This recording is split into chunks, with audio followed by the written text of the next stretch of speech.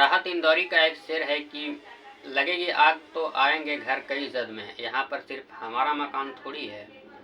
अगर आप रात में गाड़ी से कहीं जा रहे हैं तो सतर्क रहिएगा, पता नहीं कब गौरक्षक आप पर गोली चला दे। जी हाँ, ये नया भारत है जिसमें गौरक्षक रिवॉल्वर और हथियार लेकर खुलेआम सड़कों पर घूम रहे हैं और किसी के भी खून के प्यासे हैं, किसी को भी गोली मार सकते हैं। जिनके अंदर ना पुलिस की डर है, ना प्रशासन का डर है और ना ही बुलडोजर का डर। हो ही क्यों जब सरकारें उनकी समर्थन में खड़ी हों। 19 साल का आर्यन मिश्रा को गौरक्षकों ने फरीदाबाद में गौ तस्कर समझकर गोली मार दी और आर्यन की मौके पर मौत हो। ये घटना 24 अगस्त की रात की है। 12वीं का छात्र आर्यन अपने दोस्त हर्षित मिश्रा के साथ मैगी खाने निकला। उनके साथ 3 और लोग थे, हर्षित का भाई सैंकी, हर्षित की मां सुजाता और सुजाता की एक पड़ोसी कृति शर्मा। ये 5 लोग गाड़ी में बैठे थे।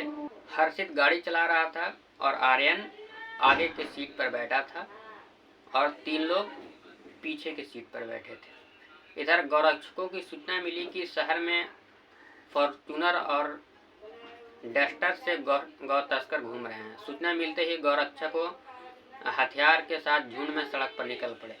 इधर आर्यन और उसके दोस्त हर्षित मैगी खाकर निकल रहे थे। तभी अचानक 4-5 लोग हथियार लहराते हुए आर्यन के गाड़ी को घेर लेते हैं और कार में बैठे लोगों को लगता है कि ये मामला कुछ गड़बड़ है। कार में बैठे लोग हर्षित को बोलते हैं कि गाड़ी भगाओ, जिसके बाद हर्षित गाड़ी को भगाते हुए पलवल हाईवे पर ले लेता है। करीब 30 किलोमीटर पीछा करने के बाद आर्यन के गाड़ी के सामने गौरक्षकों ने अपनी गाड़ी लगा दी, जिसके बाद ताबड़तोड़ गोली चलाई, जिसमें 2 गोली आर्यन को लगा। आर्यन का मौत मौके पर हो गई। आर्यन को 2 गोलियां लगी, एक गर्दन में और एक सीने में, जिसके बाद आर्यन की मौके पर मौत हो गई। बाकी लोग गाड़ी से बाहर निकले तो गौरक्षक वहां से भाग खड़े हुए। अब जरा सोचिएगा, 19 साल का लड़का 12वीं का छात्र क्या गौ तस्करी कर सकता है?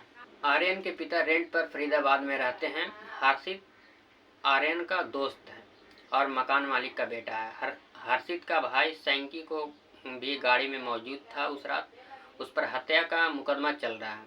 ये बात आर्यन के पिता को तब पता चली जब आर्यन के पिता पुलिस के इन्फॉर्मर थे, यानी कि मुखबिर थे। इसलिए आर्यन के पिता ने मकान खाली करने का मन बना लिया था, लेकिन 4 लाख डिपॉजिट का पैसा नहीं मिलने से आर्यन के पिता मकान खाली नहीं कर रहे थे।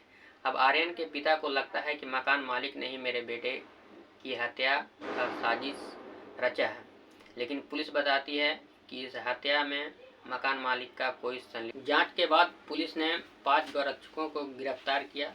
अनिल कौशिक, वरुण कुमार, कृष्णा कुमार, आदेश सिंह और सौरभ कुमार हैं। ये सभी गौरक्षक हैं। आर्यन के पिता सियानंद अपने बेटे का हत्यारा अनिल कौशिक से मिलने का अनुरोध किया, जिसके बाद आर्यन के पिता को पुलिस ने फरीदाबाद के स्थानीय जेल में मिलवाया गया।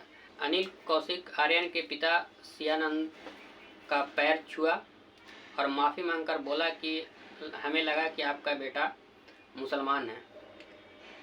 इस बात पर गौर कीजिएगा कि अनिल कौशिक गौरक्षक को लगा कि आर्यन मुसलमान है, इसीलिए गोली मार दिया। इन 10 सालों में कैसा देश बना दिया गया जिसमें गौरक्षक मुसलमान की पहचान कर गोली मारने की बात कहता है।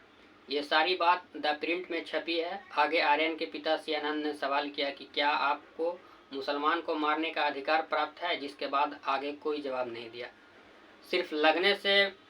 सिर्फ मुसलमान लगने से नफरती भीड़ और गौरक्षक किसी की भी जान ले रहे हैं।